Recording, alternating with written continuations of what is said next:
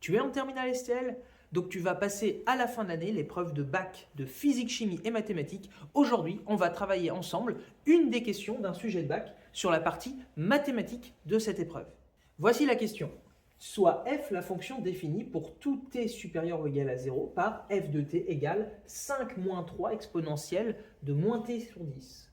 On nous demande, question 1, de calculer la dérivée de f. Alors peut-être ce qu'on peut commencer par faire, c'est déjà réécrire l'énoncé. Donc la fonction f, elle est définie par f de t égale 5 moins 3 exponentielle de moins t sur 10 pour tout réel t supérieur ou égal à 0.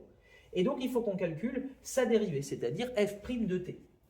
Alors prenons le temps d'observer les choses. Cette fonction, on peut la voir comme une différence, c'est-à-dire le résultat d'une soustraction de deux morceaux, on dira plutôt deux termes, 5 et 3 exponentielle de moins t sur 10. Donc, quand on doit dériver comme ça une différence, il s'agit de dériver chacun de ces deux termes, et puis la dérivée, ce sera la dérivée du premier morceau moins la dérivée du deuxième. Okay. La dérivée de la fonction constante égale à 5, la dérivée d'une constante, c'est toujours 0. Donc ça, c'est réglé.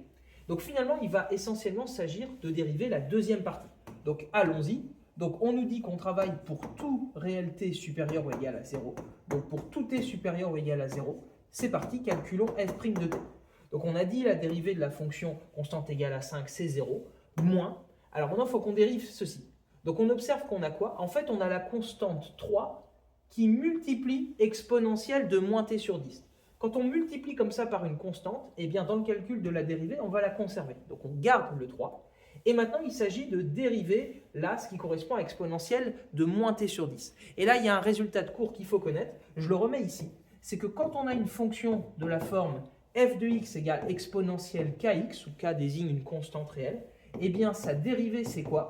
C'est k exponentielle kx.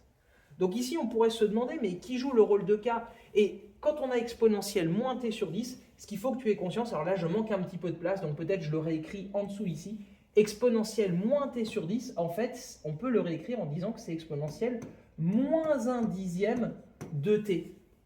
Donc là, en fait, cette fonction, elle est bien de la forme exponentielle kx. Alors bon, ici, la variable ct, c'est pas très gênant, mais en tout cas, la constante ce qui va jouer le rôle de k ici, c'est moins 1 dixième. Donc en vertu de ce résultat de cours qui est à connaître, la dérivée de cette deuxième partie-là, ça va donc être moins 1 dixième fois exponentielle de kx. Alors ici, la variable ct et la constante k, c'est moins 1 dixième, donc exponentielle de moins 1 dixième de t. Alors maintenant, essayons de simplifier les choses. Qu'est-ce qu'il nous reste? Bon, 0, c'est réglé. Moins 3 fois moins 1 dixième, moins fois moins plus. Donc ça nous fait 3 fois 1 dixième, ce qui s'écrit plus simplement comme 3 dixièmes, si on multiplie les numérateurs et les dénominateurs ensemble. Exponentielle de moins 1 dixième de t, ce qui serait écrit plus simplement comme exponentielle de moins t sur 10. N'hésite pas à écrire dans les commentaires si tu as une question, s'il y a un aspect sur lequel je suis allé peut-être un peu vite. Mais en tout cas, la réponse à la question est la suivante. La dérivée de f est la fonction qui a pour expression f' de t égale 3 dixièmes exponentielle de moins t sur 10. D'ailleurs, rien ne nous empêche, si on veut, alors bon, je manque un peu de place, je l'écris ici, 3 dixièmes de l'écrire sous forme décimale, si on préfère, en disant que c'est 0,3 exponentielle de moins t sur 10. Bon, je préfère cette expression, mais on peut aussi écrire les choses comme ceci. Donc deuxième question, en déduire le sens de variation de la fonction f sur l'intervalle 0 plus l'infini. Donc déjà, compréhension de la consigne, quand on nous demande d'en déduire le sens de variation, c'est on doit dire si cette fonction elle est croissante sur son ensemble, décroissante, croissante puis décroissante. Voilà, c'est à ça qu'on doit répondre. Et donc notre réponse, on la fera sous forme d'un tableau de variation. Donc pour cela, la méthode est toujours la même. Quand on veut étudier les variations d'une fonction, ce qui marchera toujours, c'est d'étudier le signe de la dérivée. Et la dérivée, là j'ai remis le résultat de la question 1, c'était ce qu'on avait obtenu ici. Donc on va étudier le signe de cette dérivée et ça nous permettra d'en conclure sur les variations de la fonction f. Donc préparons cette étude de signe. Donc ici la variable est t, donc j'écris t en haut de mon tableau. On travaille sur l'intervalle 0 plus l'infini, donc t on va le faire varier entre 0 et plus l'infini.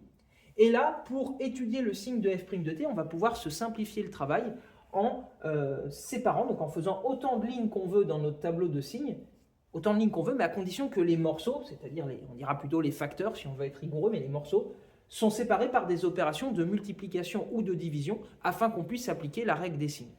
Donc là, ce que je te suggère, c'est on va faire une ligne pour le facteur 3 dixièmes, c'est-à-dire le nombre 0,3, et une ligne pour exponentielle de moins t sur 10. Donc allons-y, une ligne pour 3 dixièmes, une ligne pour exponentielle de moins t sur 10, et en appliquant la règle des signes, ça nous permettra d'obtenir le signe de l'ensemble, c'est-à-dire de f' de t, qui lui-même nous permettra de conclure sur les variations de la fonction f.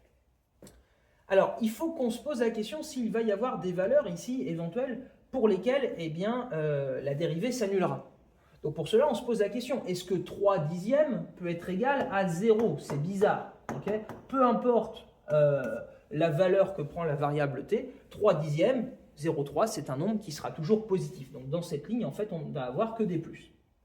Exponentielle de moins t sur 10. Eh bien, le résultat de cours qu'il faut connaître, c'est que quand tu as exponentielle de n'importe quel nombre réel, exponentielle de n'importe quel nombre, exponentielle de n'importe quoi, ce sera toujours un nombre qui sera strictement positif. Donc c'est-à-dire ça ne peut même pas être égal à 0, c'est forcément strictement positif. Donc en fait, peu importe la valeur de t entre 0 et plus l'infini, exponentielle de moins t sur 10, ça va toujours être strictement positif. Donc finalement, morale de l'histoire, il n'y a pas de valeur ici à ajouter. 3 dixièmes, c'est toujours positif. Exponentielle de moins t sur 10, c'est toujours positif.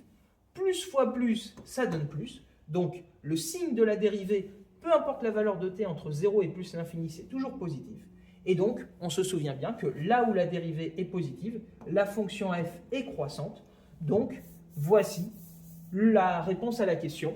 La fonction f, elle est donc croissante sur son ensemble de définitions, donc de 0 à plus l'infini. Voilà pour cette question. Donc voilà, cette question, elle n'était pas si facile que ça, il y avait plusieurs choses à faire. Donc n'hésite pas à t'abonner si tu veux continuer de travailler avec moi pour ton épreuve de bac de physique, chimie et mathématiques.